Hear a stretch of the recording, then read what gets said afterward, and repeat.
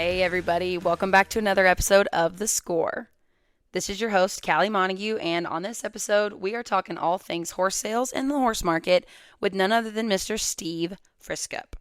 So if you don't already know the name, you definitely should, but if you don't, Mr. Friskup has made a living out of selling good team roping horses and running some of the best equine athletes ever through the ring. He was there that day when they sold Miss Crosby Ray Vaughan for $1.7 million. He was there the other day when they sold Relentless Empire for another $900K out of the Old West Futurity sale. But he is also the man behind the Levelland horse sales, which happens right there in the panhandle of Texas every couple months. They have a few sales each year. And they just wrapped up their August horse sale, which was the 14th and 15th right there at the Mallet Event Center. So I wanted to pick his brain and just see as he gets a front row seat to some pretty awesome auctions and horse sales throughout the country each year. I wanted to pick his brain about where he thinks the market's heading, how the horse sale went last August, and just where he thinks where the fall is going to take us as far as the market and what horses are selling for, what kind of horses are selling for big money. So that's what this conversation started as. But as you put two people that talk for a living on the microphone, it turned into a bigger conversation of how we plant the seed for the industry and then water it and make it grow to bring more people in, to keep the people that are already here. And so it ended up being a pretty well-rounded just industry conversation, which I was really excited about.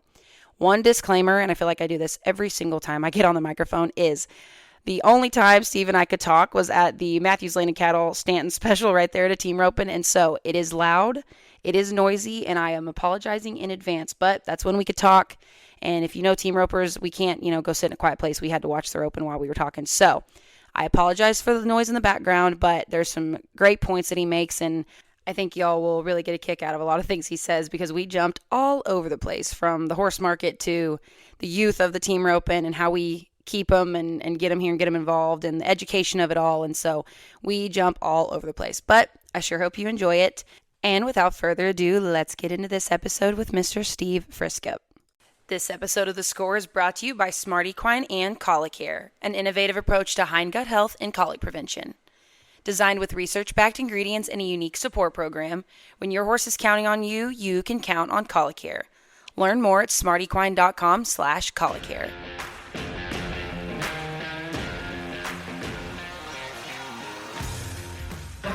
Yeah, what all do you have this fall? What all are you doing this fall? Well, I've got, as far as rope horse stuff, we did ours. Then I'll go to John Phillips. Okay, cool. Great sale. 2 weeks.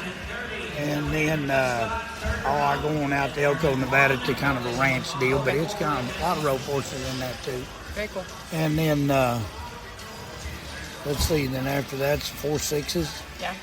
When is that sale this year? The last weekend in September. Okay, cool. Yeah, and then next year it's moving to the first weekend in October, so it won't be on top of the Riata Buck. That's good. Yeah, that's good. Yeah, because that's a hard week for everybody. It's a hard involved. week for everybody. Yeah. And then fall right after that we got Old West. Yeah. Right there in the Somewhere middle of in there, October. Yep. And so and then the snaffle bit and Rest of the year. then here in a minute we're back at Levelland. Yeah. So For sure. yeah. Goes pretty fast. Oh man, that's what we've been looking at like my schedule in there. I don't even want to look at it because it's so bizarre. Yeah. Everything that we're doing. Oh, you got a lot to cover. Yeah. That's got to do me. Yeah, you just got to do talking. Yeah, we that rodeo that last week of September. Oh God. With everything that jackpot they added and then the solo futurities right on top of it is bizarre. Yeah. Well, sir, tell me about just big picture stuff. How was Levelland? Tell me about the sale the other day. Just tell me how it went. It was good. We had, I wouldn't lie about it and say we didn't have some difficult spots in there, especially on the team roping side, but it all rectified. Like we had some no sales early on in the sale. Interesting.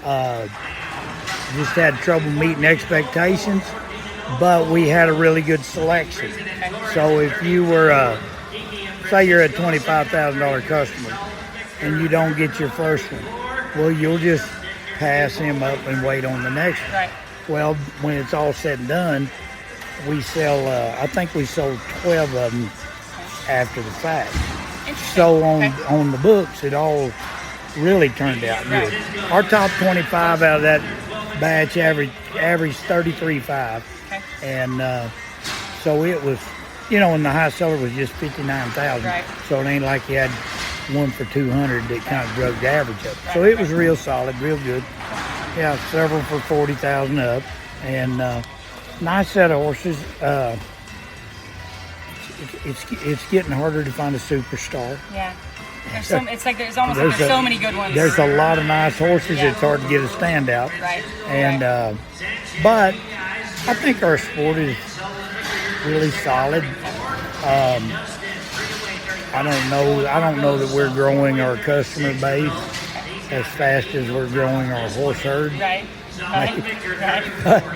But we'll just let that play out however it is. Yeah. But if you came to our sale and you wanted to buy a middle to front end head horse, he's $35,000. Yeah, which about right. That's about right. Yeah. All day long at a horse sale. Right. And kind of I hate to say we're an upper end horse sale, but on the team roping side of things, we tend to it pretty good. So yeah. Perfect. So you say we're not growing our customer base, and I would agree with you.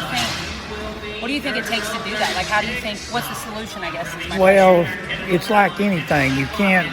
When COVID hit, now the whole world wants to be a cowboy. Team roping is the most user-friendly equine sport of all of them. That's right. That's why we all do it. So here they come, right. and it's fun. Right. I mean, it's just fun. Right. And so you have this big blast into the sport. Right. Okay, now we're 6 years in. Right. I mean, common sense will tell you you're just not going to blast right. forever, no matter how. It's kind of leveled out. It's going to level out some. And you're going to keep, and the best thing we can do is we can evangelize team roping. All of us, we need to promote the sport. Yeah. We need to tell our friends and neighbors, hey, this is fun. Yeah, come join us. Yeah. The only equine sport known to man that the amateurs win more than the pros. Right. I mean, it's the only one. That's right. So yeah.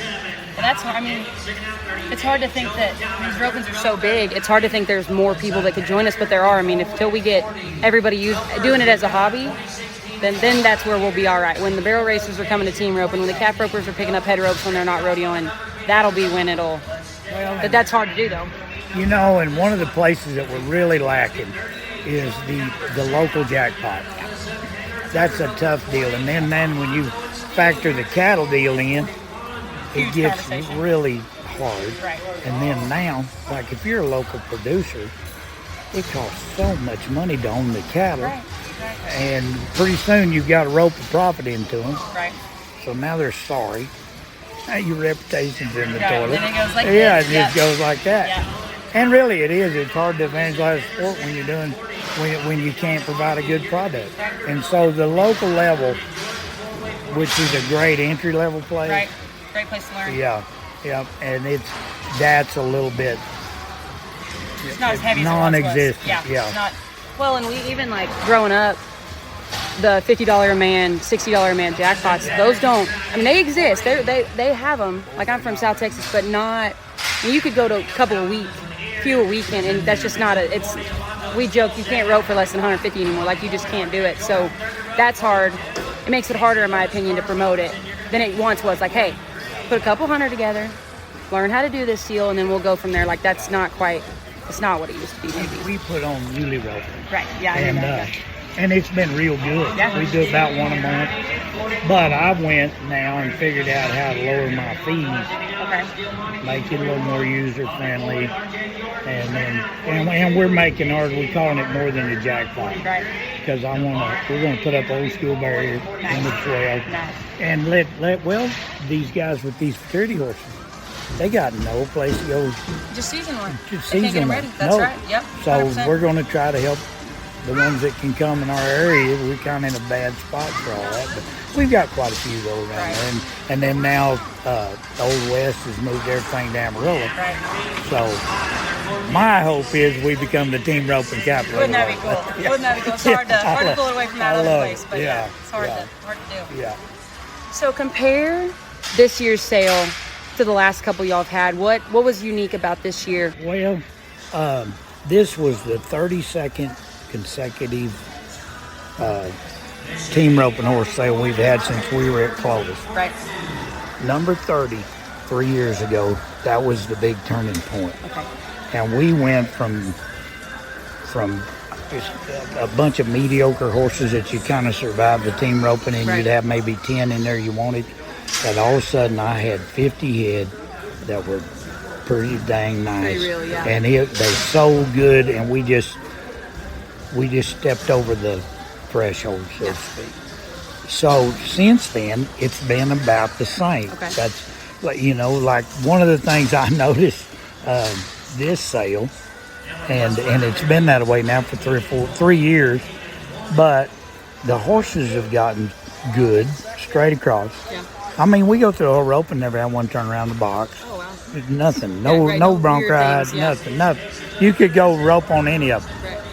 Well, my timing is off now because they all catch. Right. So the freaking roping goes on forever, and but it's really good, and that's one of the things we do too, is we provide that roping and a demonstration on pretty fresh muley cattle where everybody can show their horse. Right. And so nothing's really changed in the last 3 years. We just went up to a spot where I think we'll probably stay because it's real solid. Pretty nice selection of horses. We had probably a cross section of 10 or something upper level type horses. Mm-hmm. Then the big batch was kind of that middle of the road, go to the 12, 11, maybe 10. And then you had those right there at the bottom that were good horses, just don't run fast enough, not stingy enough. Yeah, so you go rope on them in the 7, 8, 9, we don't, not every customer needs a crotch rocket. No. I don't. Right. No, if you hand me one too fast and too many buttons, I'm going to give him back. Forget here. No, take that I'm going to go roping the 10 to 9, and I want everybody there to be old. Right. I want everybody to be happy. Everybody should be safe and happy. Safe and happy. That's right. There you go. That's We're right. just having fun. That's So there's a seat for every saddle, and so that nice cross section of horses satisfies the customer base. So, and now we add in the futurity component, right? And that's really good. I think if we see an uptick at all, it'll be in the futurity horses. Okay. Now, it's not always so much how they're bred, but their eligibilities are really important. It's been we talked about that with everybody I talked to in the last couple months. It's like I talked to Sean and Jane. God, I do that every time. John and Shane Phillip about their sale, and I asked him. I said, "How many times do y'all get asked? Is he Riata or is he X or is he?" You can't ask. You can't. Every guy I talk to that is selling horses for a living right now, they don't care what they don't even put eyes on him yet. Is he Riata? That's the first question they're asking. 3 conversations from saddling my horse to coming to see you. I had to stop 3 times and talk about Riata horse. Yeah, that's what they're looking for, and that's we're lucky because that's our group, so we're happy. I mean, we're pleased to death that that's what people are asking. That's the whole point of having those incentives. And we're even behind because like the barrel racers have been doing the incentives. The cutting horse people, the whole rest of the performance horse world, we are late to the game, but no longer is it. Hey, is he like? What's he work like? Like, would he fit me? It's you start with that. Is he Riata? Is he Riata? What's he eligible for? That's the question that's being asked. So those fraternities and those incentives are obviously working. They're doing what they were intended to do, which is want people to want good horse flesh. I mean, that's what they're intended for. And the other part of it is our bunch is pretty uninformed. Okay. I've had this visit with the higher ups here lately that like the rewards program. Yeah. Nobody knows. It's right. And it's great. Yeah, it's I very cool. I signed mine up on the first day. Had to, I got drawn the 3rd month, got me a check for $1,250, got me a spot in Las Vegas. Right. I mean, holy moly, who wouldn't pay $300 for that? Why not? Yeah. So, but like here, nobody knows about it, and so we got to do a better job of explaining what's going on. Mm-hmm. Maybe a little more promotion on some of these other incentives. Riotic seems to be on everybody's lips, but some there's of these more than that, there's though, more than that, and right. and our sport has just continued to try to grow, and we're the only equine sport. I've been an auctioneer in the cutting horse sales for 30 years. Right. None of them created $1 million events multiple times in a year, right. and then making plans to do it again next year and adding to it, and So we've got a lot going on, and so yeah, I think we could do a better job there maybe. But. Right. Well, and it's hard. So I'm part of the group that needs to be. I mean, obviously, I am the group that has to be marketing that and telling them. And I want your opinion on this. So we have the fight all the time of the argument that's like, yes, we need to get this information in front of these guys, but 80% of the time you can't get them to read it, or you can't get them to. It's hard to. You almost want to thump them between the ears and be like, hey, I'm talking about these money opportunities. Listen, and let me walk you through It's just hard for a set of people that's been doing the same thing for however many years. It's hard to introduce a new thing without them going, oh, that's like they take a step back first rather than jump the opportunity. So we've been arguing with it. But how do you? I told Denny the other day, I think there ought to be a way to promote in the middle of the ropings. Yeah. See, like today, I've been there all day. So while you're dragging the arena, why not? They got a big screen right here in the middle. Yeah. Have a really nice video, nice presentation. Yep. And start the conversation with these guys. Get people talking about it, yeah. Because then there's however many guys like me that are here that they'll just hem you up. Hey, do you know anything about that was on that screen? Yeah, I know a lot about it. Sit down, let's talk about it. Sit down. For sure. Yeah. Well, and even, I wonder if the answer on the other half of that is once they are talking about having an access point where they can go and do it right then. It's easy to sign up. I mean, it's not hard to do at all. But just at these ropings, just get into where you can hear about it, see it, and then go, okay, well, where do I do that? And it's easy and accessible, So What you really need to do is own a horse sale, and then have your secretary do it. Okay, there you go. Make the women do it. That's right. Yeah, it's real easy. And I'm sure it is. I'm sure you're real good at talking about it, aren't you? Make all the women in your office handle it for you. Hey, y'all get that. Y'all put that up. Come on, I got to join this thing here. Yeah, hey, that's my dad. My dad has the global app on his phone, has the global website on his phone, and will be in the back arena, and I will be videoing around, and he'll call me and ask for his numbers on global. That happens every single time he enters. He's here today and calls me. Because you're a daughter. Because I'm the daughter. That's your job. That's my job. The rest of your life. It will be my job until I die. That's right. He's the example. We all need help. That's what I'm saying. We need help. It needs to be easy. It needs to be easy access. And even then, it's hard. I remember a long time ago, the AQHA's been trying to get involved in this forever. Yeah. So there was about a year there that they put a booth up at the U.S. finals and maybe one or two others. Couldn't get anybody to go by the booth. No. All you had to do is sign up and win the extra $1,500 or whatever it was. Nobody signed up, and they couldn't get them to go by It's there. hard. But I think now with technology, announcers, I think the promotion for these type of things could come from the ground floor. Right. And I've kind of lost track, but at one time, I thought there was a RIATA incentive of some kind at these lower end ropings, some stuff like that. Right. That needs to be reinstigated because that keeps the conversation going. Just keep talking about it. Yeah, if we can waive the prize, all you want to waive it. If you don't have an open door for the entry level, you won't get them. No, you won't get them. You'll just get the same people all the time. So yeah, and it's the same way at the horse sale. That's what I love about our horse sale is we show them so much that the entry level guys, you can come here and buy your first horse and do really good. Make it that. Yes, and and then we become your friend and we'll help you enter, get a membership. Figure it out, whatever you need to figure out. Right. Yeah. Just makes it less intimidating, maybe is the word I'm looking for. It just makes it to where it's not so daunting at the beginning. Yeah. The entry isn't so daunting. Oh yeah, when you walk in the arena and all you got's horse trainers and big name guys and you just stand around over there like a little wallflower. Yeah, right. Yeah. And join us. Come here. Yeah, Hang out. Oh yeah, right. Yeah. So, they don't want to. You know, and I think too we're working on this a lot, but at the high school level, junior high level, with the rodeo thing, we need to begin to connect to that. Those ropings are big. Yeah. There's a lot of kids. That 13 and 14 here today, that was amazing. Unreal, wasn't it? Yeah. I had a grandson roping in it, and it was a blast.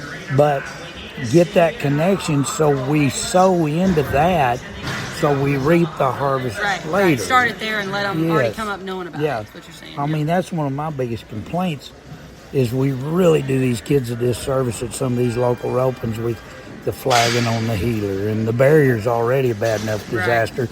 You know, if you're a World Series guy, kid, and then you finally make it into high school, just now learning to score. Score, and it's totally tough. backwards. Yes, and then these guys, just like our bunch, we're pretty sure one of them is going to end up with some type of career, riding horses, going to horse shows, stuff like that. Well, he needs to be able to develop those skills now.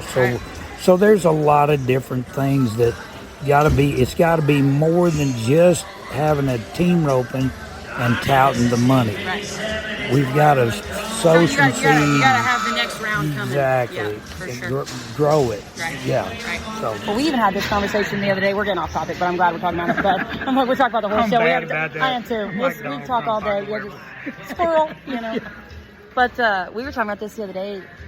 Shane and John and I, that's the same thing. The last podcast I did. I can't wait about to get there and call him Shane. Sean and Jane. I know. I did it on. I cut it out, but I was like, I'm so sorry. I'm gonna do that this whole time. They're like, that's fine. I'm like, I get talking so fast it wouldn't matter. That's gonna be the first thing I do. Oh God, don't, please don't. I'm embarrassed about it anyway. I'm mad I even said it on this. But we were bringing it up, and we talk about how much access to information these kids have. Because that's, to me, honestly, right? Because I follow we have to do the rodeo stuff too, right? What sets that all the 20-year-olds that are in the top 30 in the world right now, they had so much access to information. YouTube, roping.com, name it, right? That they've done all that. Well, a point they made was on the horse training and making horses. All the information's there, but that's not something you can just go like watch a YouTube video and then pick up a head rope and go do it. To make a horse, no longer are these kids going and find somebody to work under, and no longer are they going to find a ranch and day work and living on the place for 6 months or whatever. So that's like what you're talking about.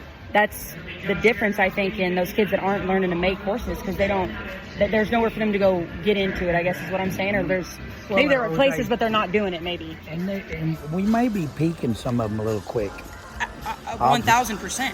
Why are there nines as 6-year-old nines and 10s? They can't drive to the roping themselves. My grandson's made the short round of the Open at Patriot. Yeah.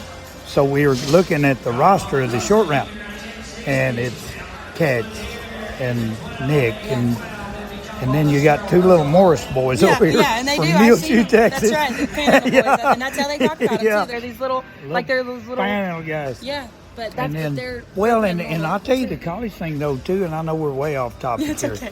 But we just sent my oldest one to Hobbs for the equine program. Right. He's only been there a week.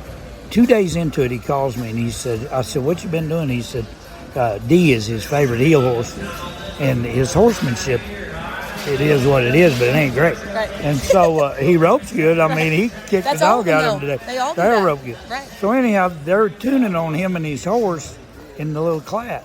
I bet they are. And I said, how was it? And he said, oh, Papa, he said the first day was just terrible. He said they couldn't get him in the right lead. He just blah, blah, blah. And then he calls back like the second or third day. Okay. And he said, I have a whole new horse now. That's crazy how that happens. And I said, okay. I said, try to pay attention. Yeah, hey, listen to what they're saying. I mean, this is really where you need to get. Right. But if we had enough of those programs intertwined with the rodeo programs, and they always, they treated it like a hobby. Right. It's not a hobby. No. It no longer, it can't be a hobby anymore. There's too much money not for these guys. No. And I came home from Heber City last year, and we were fixing to rope at my house, and I had them two boys in the arena, and I just stopped them, and I said, I want y'all to know something. We just sold the mare for $1.7 million. Greatest event I had been to ever. Right. And I just stopped them, and I said, look, I want y'all to listen to something. I said, Denny Gentry's my friend, Tayos my friend, they're all my friends. I've done horse sales now, team roping horse sales for 30-something years straight. We have all worked our butts off for 40 years to get here. Yeah.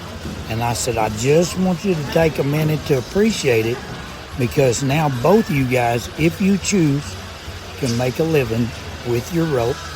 You don't have to buy a PRCA card. You don't have to rodeo. You don't have to rodeo, but you can take that rope and what you love to do, and now, finally, you can make a living the rest of your life. Right. And I just wanted you to hear that. Yeah, because that was not always the case. No, I mean, if you wasn't in the top 5, you couldn't make a living. Did it, yeah. And even them guys, just scratch it out. Yeah, it doesn't even make sense, right? No. Right. So the sport, my point in that is that teaching it just like at Hobbs as a what's the word I'm trying to think of, like welding and like a skill, plumbing, or like a certificate or whatever it is, certification. Yeah, certification, and in that line of work, that's valid now. Right. I mean that's a for real deal. So yeah, I think there's a lot of these things that need to develop to keep us propped up and going forward. Right. But the base is there. Right. It's all there. The work's there. been done. Yeah. And so now we just got to spread out and grow. And the horse sales will play into all that. Right. Yeah. Huge key part of it.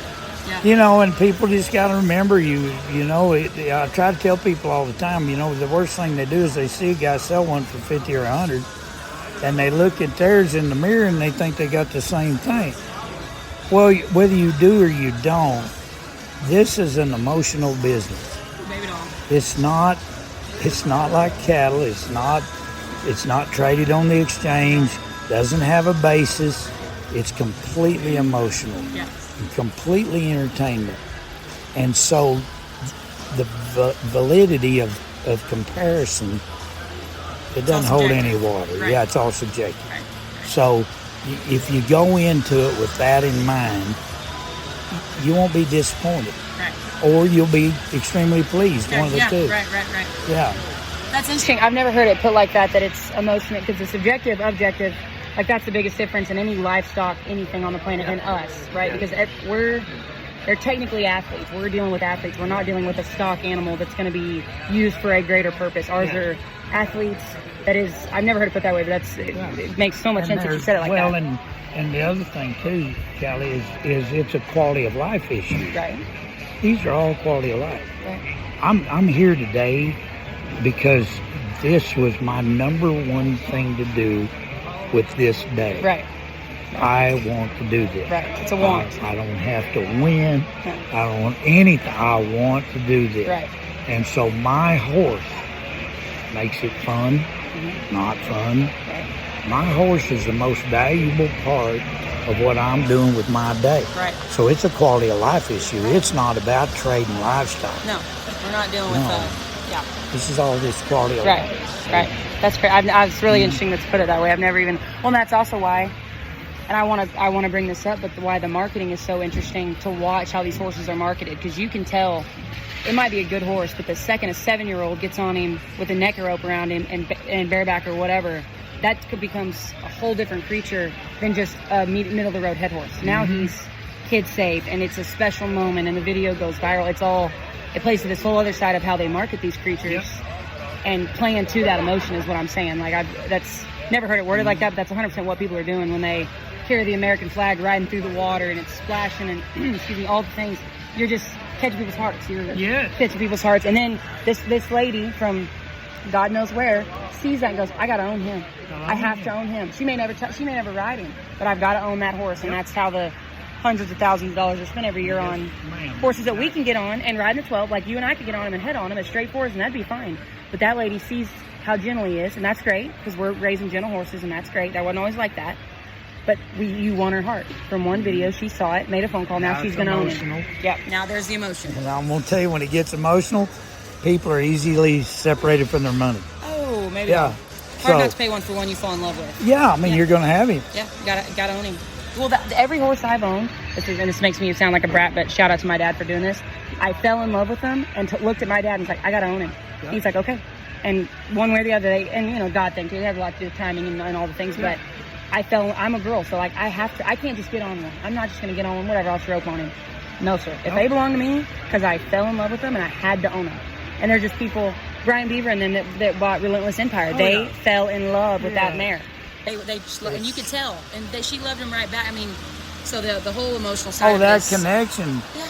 Oh, I just explained this to a lady that I work with that was headed to a Angus sale today.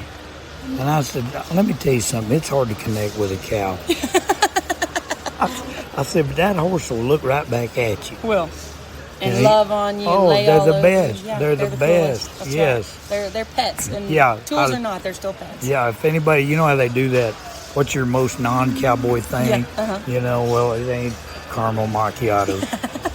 I hug my horse. Oh, there you go. Yeah, you pet on yours, don't you? You're nice to your horse. I like mine. Yeah, I go ahead and be friends with mine. Yeah. They like you a lot better when you're sweet to them. If they nicker when I come down there every morning, that's right. We're good. All you need, baby. That's all I need. I love it. I love it.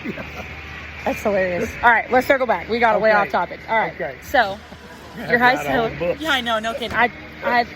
But so back to the sale. So your high seller was $59,000. It was Wilson and M's. Yeah. I didn't look at how the horse was bred, and I knew what horse it was. Like, no specifics, but I want your opinion. You've sold a lot of Wilson cattle horses for big money, medium money, doesn't matter. Good horses come out of that program, obviously. Yes.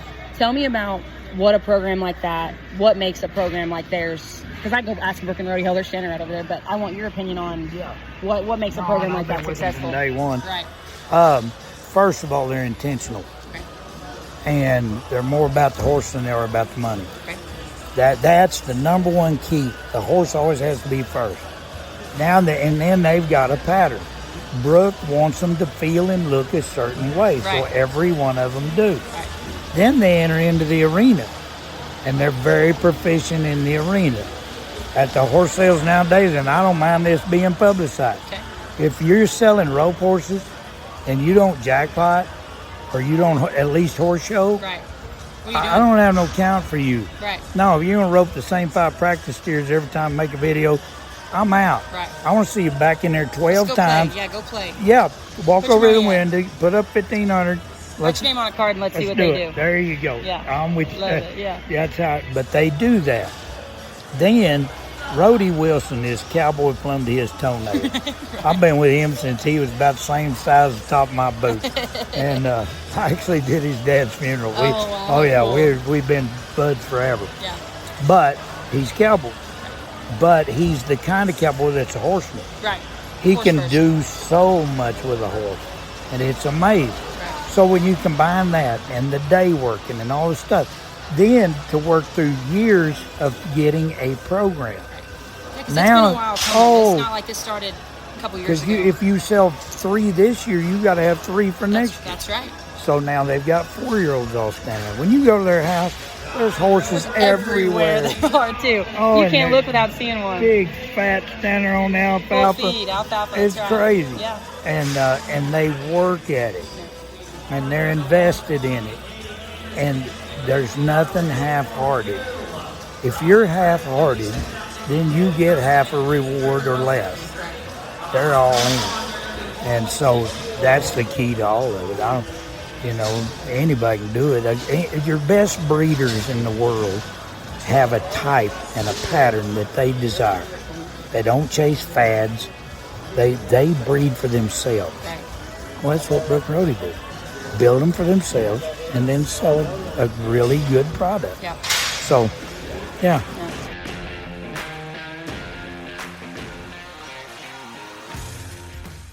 Colic is one of the leading causes of emergency vet visits and is something every horse owner worries about. That's why SmartPak developed Colic Care, a comprehensive approach to hindgut health and colic prevention. Colic Care combines targeted digestive support with a program designed to help you stay ahead of potential issues, not just react to them. It's built on research, formulated to support a healthy gut environment, and backed by a unique benefit. Eligible horses enrolled in the program may receive up to $15,000 in colic surgery reimbursement. Whether you're hauling, training hard, or just managing day-to-day stressors, your horse's digestive system is constantly under pressure. Colic Care is designed to help you manage those risks with confidence. Visit smartequine.com to learn more about how Colic Care can support your horse's long-term health. Now let's get back into the episode.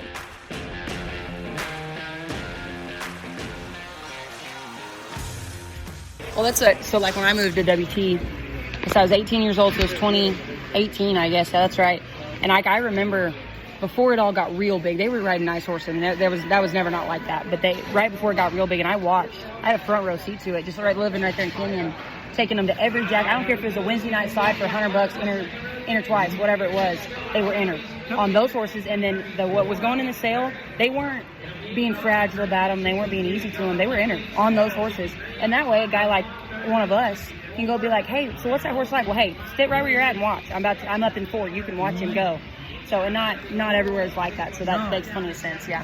Yeah, and so just like Arizona, I mean, they're invested. So they go move out there. Right. They rope out there. And that's where if the market's not here, that's where it's at. It's the other place it's at. Yeah, Right? yep, Sure. that's it. And so yeah, they do really good. And there's several other programs similar. Maybe not. Maybe they may not have lit the board as many times as Wilson's have, but they're filling a spot, doing their thing. But the number one thing is reputation,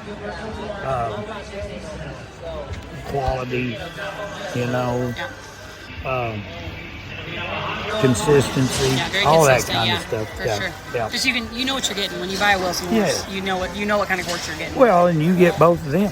Right. When you buy a horse, you get phone numbers. That's right. Yep. Access to it for sure. They may like it or may not, but they That's part of it. It's part of the deal. into it. That's right. Yeah. And so Perfect.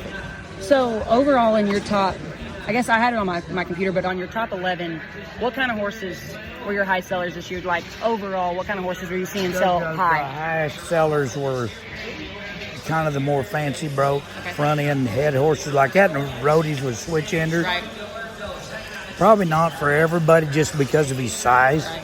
I mean, he was. It's all there. Yeah, Yeah. I seen him, yeah. We had another little horse that brought 50,000. Seen that, yeah. I stayed pretty involved in that one. Okay. And but 14.3, Cowan ranch bred, 6 years old, cute, broke, would come across that line and just drag a hind leg. I mean, he was just really cool. Yeah. So there was a lot of people there for him. We had another one brought 46.5. That was I just went blank now. A Sandman. Oh yeah. And what a nice horse. He wasn't in the team rope. Okay. They just demoed him and showed him on the cow and stuff. But like that horse really broke. A guy from Arizona flew out to get him and we got him. And so yeah, a horse that kind of the whole package. They needed to be gentle, usable, have some eye appeal. Okay. Absolutely. Who wants to ride an ugly one? They don't. And so if he was ugly, it was hard to sell him. Right. If you told him he was going to get fresh, nobody wants one of them. Well, that's the first thing we just talked about, right? When we started this was we don't have to do that anymore because if you wait 2 more slots, the same exact horse, but that's not those 2 things, is coming. So just wait. Yep. You don't have to be like, well, he's got the 1 thing I want, but the 4 things I don't, I can get by. Well, that's no longer the case because something's going to come along that's got 1 little minor thing before the things you do want. So no longer do people have to participate. I mean, just look out to that fence. Nice horses everywhere. They're everywhere. They're not, no longer. It ain't like it used to be on that 3 for 12 and an 18 pack in the pickup, No longer. We're not playing that ball game we ain't doing that anymore. No, sir. So yeah, they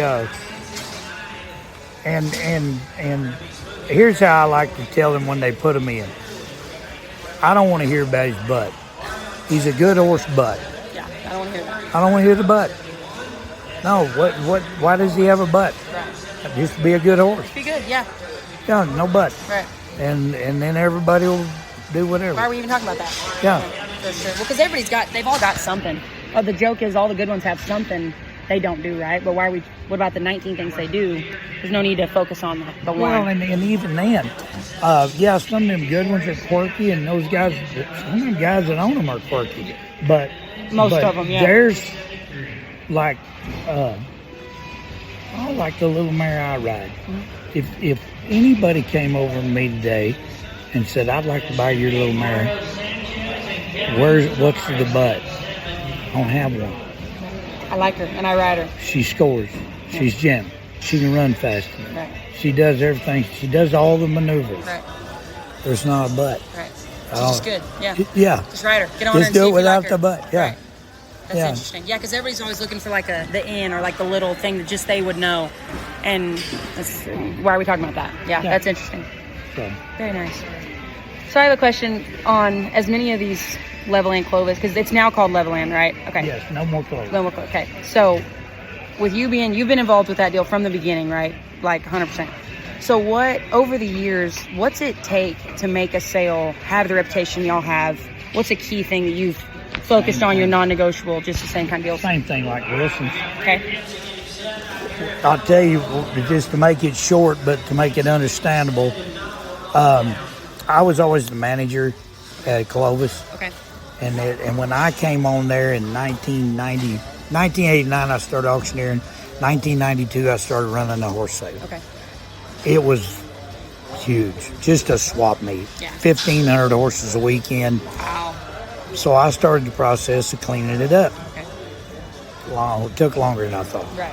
Always does. But at the same time, I always had a passion for the team roping. And out in this area, that's all we can do. Yeah. I mean, there's not cuttings else we every gonna weekend. do? That's it. Right. And we all love it. So I tried to focus on that. So we did breeders programs according to that. So I stayed focused on that. Yeah. Then when COVID came, I finally got a chance to move to a better facility. Okay. I became a half owner. Okay. And everything that I'd had on a Big Chief tablet for however long, Okay. I get to try. Okay. So our 4-year-old rope horse futurity, stepping up our team ropings, cleaning it up, being selective. I own a pile of muley cattle just to do a horse sale. Right. I have to be in the freaking cattle business Funny how that to works, make isn't it? that as good as I want to make it. Right. But now I'm free to do it.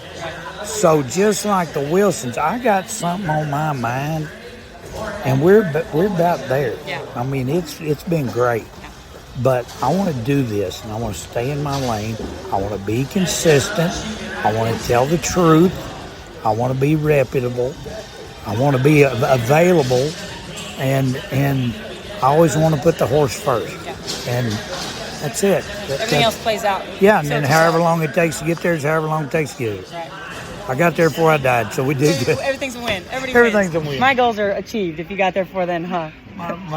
Some of the help the other day, they got talking about me retiring because I'm a very young 66. Right. And right. so I said, well, boys, let me tell you how this works. I said, I have a severe team roping habit. Oh, man. And I said, now I enter all the good stuff plus the non-pros at all the futurities. That's right. My entry fees are high. Yeah. So that means I can afford it. Right. But when the tree guy comes to my house and it's $20,000 to fix my trees that my wife loves, I don't say a word. We're going to fix the trees because my entry fees are high. That's right. And therefore, we will be at a horse sale almost every weekend. Right. Somebody's got to pay for all this Somebody stuff. got to pay for all Somebody has this. to So pay for I all said, this you junk. boys will have a job for a long Yeah, time. don't I worry ain't going about it. anywhere. Don't worry about Oh, it. how funny. That's too funny. But we do. I mean, really, we have more fun. Yeah. And that's Those events are fun. They're fun They're to go to. fun. Yeah. We love doing it. Our whole family's in on it. Yeah. 100%. If it ain't fun, I ain't gonna do it. Right. Well, let's talk about that for a second because I talked about this with the guys at Phillips. So making a sale more of an event than just running them through the ring and selling them. Making it to where the family can come and the kids can play and then you can leave with a horse that's going to up your game or do whatever you want, whatever you're there for, right? Tell me about how important that is in today's, again, emotion. I think it ties back to the emotion.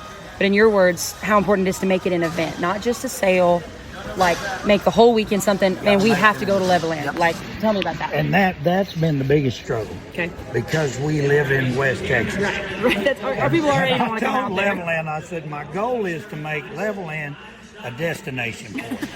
So, Heck of a goal you got there, that's sir. a big goal. It's a pretty lefty But goal, yeah. it's happening. Okay, good. And so I'm the glad. trade show's growing. This last sale, we had the South Plains Bit Spur Show. Man, that was awesome. We had almost 35 to 40 vendors. So yeah, come. We have a really good meal there at lunch. You can eat good. And then putting on the event is harder work than putting on the horse sale. Oh, I'm sure, yeah. Yeah, because when we come to Levelland, we'll, like this time, we do our preferred performance. So we had 60-something heading that. Mm-hmm. So we start showing horses at 10 in the morning. We go like crazy till 3 o'clock in the afternoon. Then we started jackpot team rope. Right. So here we rope till 6:30. Yeah. So we ain't never stopped. Doesn't slow down, yeah. None. And you got to get added money, sponsor, blah, blah, blah, blah. Whole deal. Then what's really interesting at Levelland is after everybody leaves, we come back in and turn that into a sale ring during the night. Right. So when everybody shows up Saturday morning, voila. Right. TVs are up and the sale ring's up and Time the selling. stands all spread out, time selling. And so it is a lot of work. But I'll tell you the best part about the whole deal is walking around shaking hands with every one of them. Pretty cool, I know huh? everybody on them seats. I believe you. And I want to know everybody on them seats. I want them to enjoy it as much as I do. Right. So, well, it's fun. and making them come back too, so they may not buy that year, but they feel connected, they feel plugged in. So like, man, maybe nothing in the catalog we need right now, but the next one you have, we're gonna go back because we're gonna get to look, and the people are right. So just, it's like you're talking about sowing your seeds. The same thing. Just sow that seed of, I think trust is the word, or just like confidence that you're at an event you can trust. Like there's a guy riding a horse here today that he bought over the phone or online. And the only reason he came to our sale and bought was because of my opening speech. Really? And he said, I think I can trust that guy. So he bought a horse, and he's got him here. How cool. We met over the fence a while ago, and yeah, it's just, but we never did this for the love of money. Okay. We love the sport. And team roping has fed my family forever. It does that for a lot of people. Yes, yeah. and it's so a cool we're place very appreciative of everything that goes on. Right. So, well, and that's also how you get more people coming back. I mean, people outside. Talking about what we started talking about was the growing of people outside of this. Until I joke all the time. We had a lady that's on the horse and rider side of our company, and she was like, "Man, y'all already have however many 100,000, whatever the number was." And I said, "I'm gonna tell you right now, me and Chelsea will not stop until everybody is following TRJ and loves the team roping. Like, I'm looking for total domination. I want to go everywhere, and they go, oh, I mean, I'd like to team rope. Like, I want to hear that when I go places that aren't here or a Matthews or whatever. You know what gets them more than anything? What's that? Family. Okay. And our whole family does it. Yeah. You can't imagine how many people catch us here, there, and yonder and say, man, your family is so cool. Well, team rope. I'm going to tell you today, team roping did more for my family than Sunday school. Really? Yes, ma'am. And you know how I'm turned. I know. But I know it. yeah, no, because it put us in the pickup. We learned how to win and lose. We suffered through But the it's money. a practical We did, application of yes, what you're learning. Yeah. Yes, Putting and it into we play. did it all as a group. Yeah. And now today we've spread out everywhere. We're still doing it as a group. It's still family. It's all Yes, still together. Yeah. So it's the most attractive part to everybody. Absolutely. Yeah. Well, because of the entry level, because of how you can learn, and it's not, you're not riding bulls, so it's not like it's physically hard, and it's yeah, there's a mental game aspect of it, but it's not rocket science. Unfortunately, we all make it harder than it needs to be, of course, but everybody can do You're it. meddling now. Yeah, I know. Yeah, hey, whoa, I gotta come back out here. Yeah, I come back out. But everybody can learn, is what I'm saying. You know what I'm trying to say. You're laughing at me. You know what I'm saying. Yeah. But everybody can learn because, for the most part, everybody can figure it out, and everybody can enjoy it. A rope, they maybe not enter. Like women I know that like they never enter, put their money up, but they'll go rope and spin steers for their husbands or spin steers for their kids, whatever, because they can. And it's that entry base is good enough that you can do that. But then they go to, say, their teachers, they go to school and they talk about roping with their kids, and then a little kid falls. It's a waterfall effect from there, for sure. Because you can't talk about it without getting excited. No, goodness no. I get I fired. mean, unless Look what we you're do. like something wrong with you. Yeah, or something. you're dead-hearted or something. No. Yeah. That's why they gave me the podcast. That's all. Chelsea's like, if you're gonna just never shut up, might as well talk about it. 'Cause that's all I'm talking about anyway. Is team roping. I might as well talk to people that I talk to who knows about it. Yeah. Let's talk about, for the rest of the fall, what are some trends we're seeing? What are we kind of expecting in those sales you're working? What are just market-wise? What are we seeing in your opinion from where you're at? So you're you know, I think we're in a real steady spot with the seasoned horses. okay. I think we're still in a little bit of a spot transitioning some futurity horses on their exodus into the amateur world. Yeah. You know, if there's a superstar in there, they already found it. So, still figuring that out a little bit. The prospect business is still really, really good. Yeah.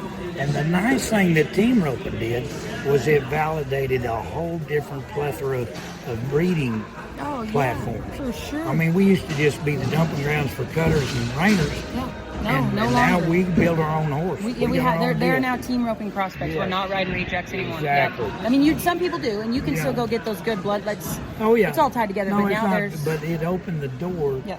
for a lot of that, and Right. so I think you'll see people navigating the waters on that. Okay. I think we're going to see some more small futurity things happen. Okay. That'll be nice entry level. I think that the futurity deal is going to grow, and I think it'll grow exponentially with the non-pro. Okay. I think the non-pro is a very attractive thing for a lot of people. I went this year a lot, didn't win very much, Okay. but God, I enjoyed it I bet, yeah. because I learned so much, and so I'm always learning. Right. Student of It's the sport. very difficult, Right. very challenging, Right. but it's all about your horse. So God, should be it's better just a horses. blast. So when you get some guys in, I mean, just like me and my wife,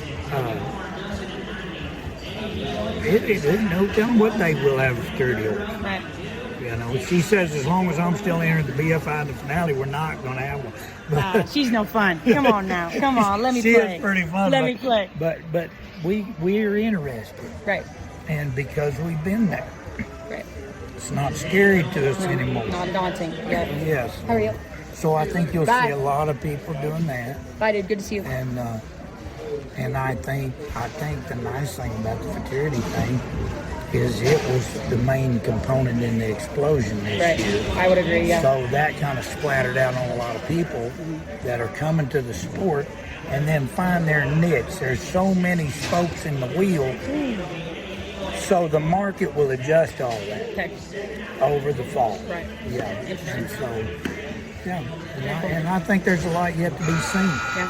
I think We don't know where it's. We don't know what it's capable of yet. We haven't made it that far. I think we're on a road of peaks and valleys, but it's an upward road. But there will be peaks and valleys. Right. We're going up, but it's needed And up the there. more we stay like-minded, and so I share this with everybody because I happen to be, I guess by default, but I'm involved in every aspect You of are? this. Yeah.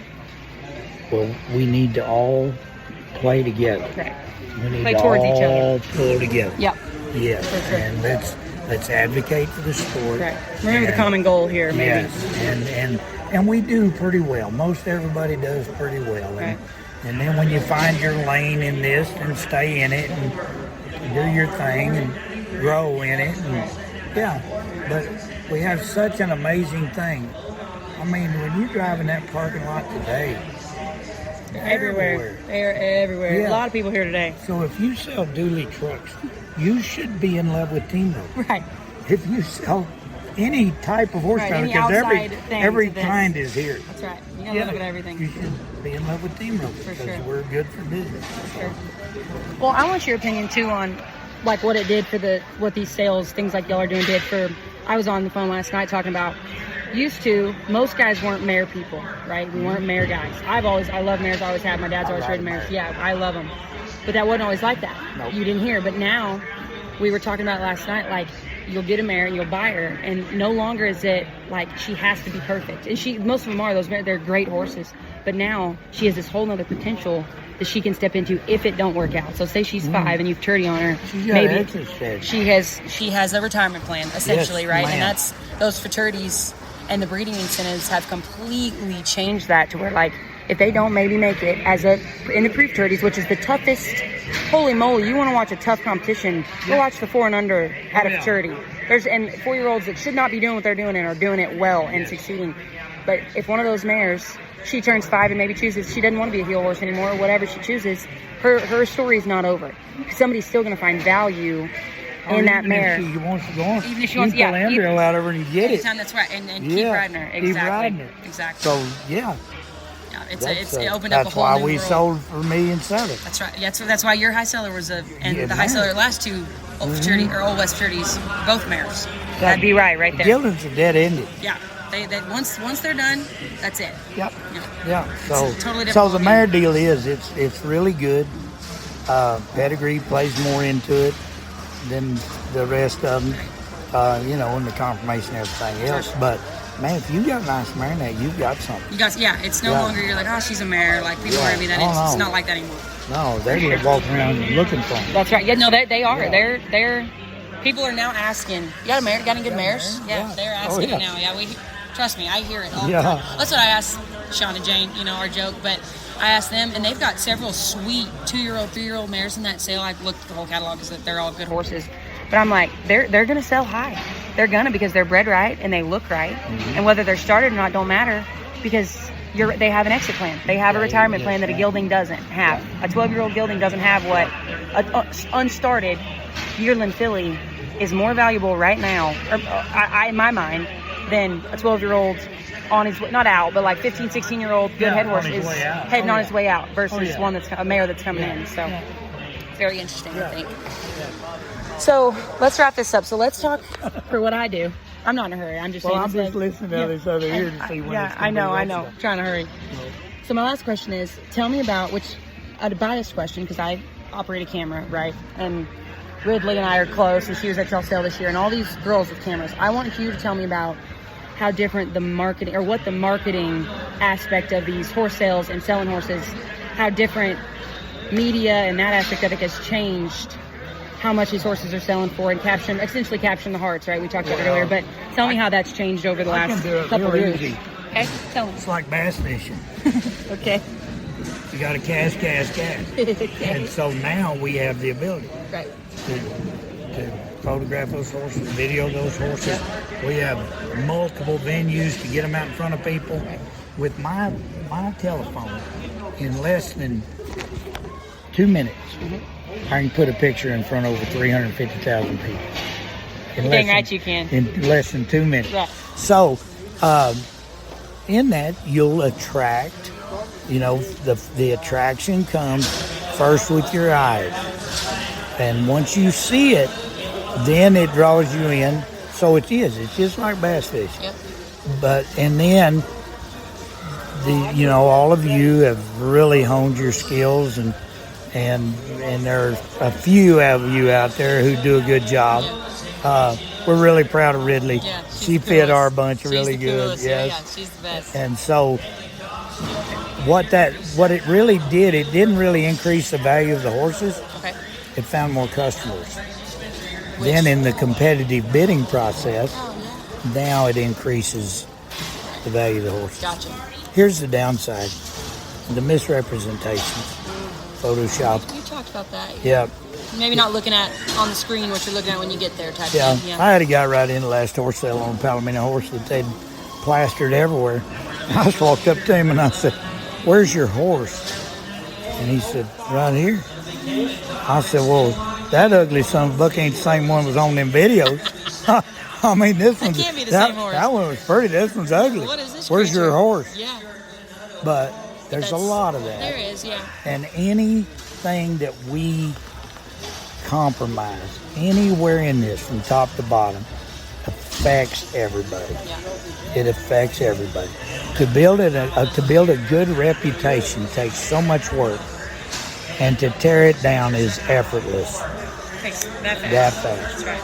And Takes and years I of work think to be gone in the blink. so. This stuff right here, the videography, the social media, if it's done with the same amount of integrity that's expected of everybody else, then it's such a valuable tool. Right. I mean, and now you can't run a horse sale without it. No. Well, I had that conversation yesterday with somebody. We were talking about these young guys that think they're going to come up. I told every young guy I talked to, if you think you're going to make horses for a living, find a girl that you trust, that does a good job, you like her stuff or whatever, and like what she does, and hook on. You're going to have her. It's almost like putting her on staff. You've got to have, that's got to be a part of your budget when you're figuring out what's it going to cost. An agent. That's exactly what it is. You're somebody to promote. That's right. Promote your goods. But no longer can you just cell phone video. In my opinion, you cannot put a sale video together with cell phone pictures. I mean, there's some, and a good horse is going to sell a good horse. I'm the only guy that my girls get after me. I don't know if you've seen my horse sale videos, but we just stop. Right. And they're just real natural. Right. And they're one and done. Right. And then I move on, and the girls go, "Oh, Dad." Can't do that. Yeah. And I said, "Well, I can't. Right. I'm old, and everybody knows me. I can get away with it." Right. And so Steve's just going to stop roping for a minute and tell you about the horse sale. And they love it. Right. They do. Yeah, that's right. But not everybody can get away with it. No, you can't. Well, I mean, literally, for every young guy I meet, I'm like, hey, find one and become her friend and hook on. Because you have to have her. You have to have somebody you trust to promote your stuff that does a good job. It's just like Chad and Paige Turner at League of Legends. 22 hours a day for the last however many months. They've been videoing horses. It's a whole production. It's a day. Crazy. Oh yeah. Oh, that was the one thing that wore her smooth out. Yeah. Put on a whole horse sale, but all the videography, all the stuff, just wore her smooth out. Well, we joke so Audrey Hart's another example. Chelsea obviously does it quite a bit, but when y'all are getting ready to put them in a sale, 4 months before we're making a plan. All right, we're going to do confirmation pictures on this day, and then we're going to ride them this day. And if that doesn't work out, we're going to make a backup plan. We're going to ride them through the canyon.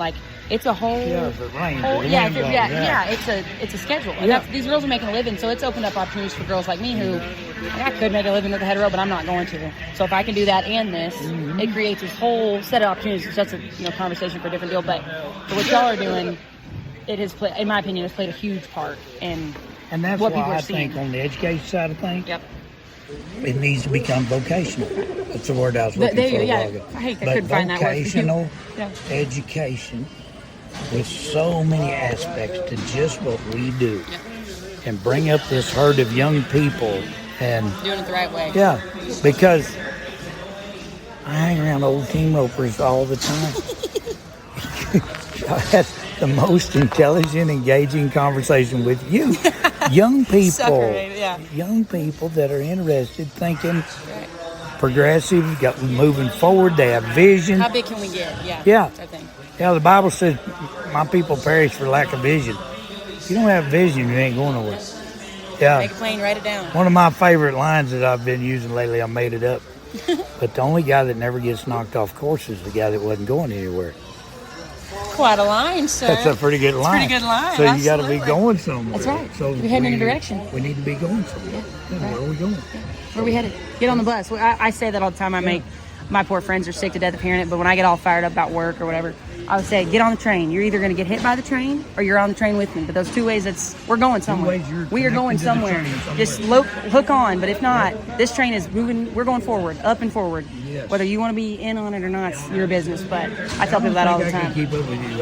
Yeah, I'm not that bad. I'm not that bad. You got me all fired up talking about horses. That's the only reason I'm acting like that. Well, and it's the truth. And then we're so blessed to get to do it with a horse. Yep. We're not selling electric cars. No, thank God. Yeah, because that's the other part in my ministry side of things. I tell them all the time, if they ever ask me to pray or anything before roping, I was just telling them, say, hey, for all you people that don't believe in God, go sit on a bucket and stare at your horse until you do.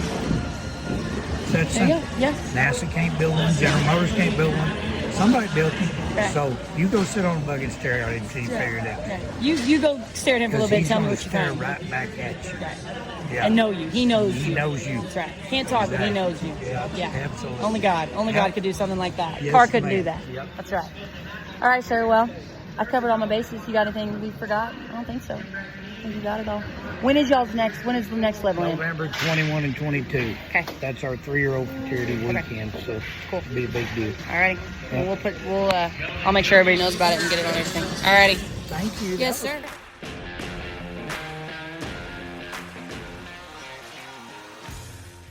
Alrighty, everybody. That does it for another episode of The Score. Thanks again, everybody, for listening. I hope you enjoyed Steve and I's conversation. I know it was loud, and so, again, apologies for that. But I very much felt like I was getting my own personal episode of Coffee with the Colonel, which, if you follow along with Steve and his social media, he does his messages in the mornings, and I very much felt like I was getting my own personalized episode of that, so it was sure fun. A reminder, if you're in the market for a good team roping horse, on our website, on trj.com, we have a horse sale calendar. On our socials, we promote it pretty hard, so if you ever need to know where to look for one, we've got a cool selection of places you can go and get registered as a buyer and go get you a new one in your barn. So a big thanks goes out again to Smart Equine and Colicare for sponsoring this episode of The Score. If you're looking to take a proactive approach to your horse's digestive health, check out Colicare at smartequine.com. Thanks again for listening, you guys. We will catch you at the next one.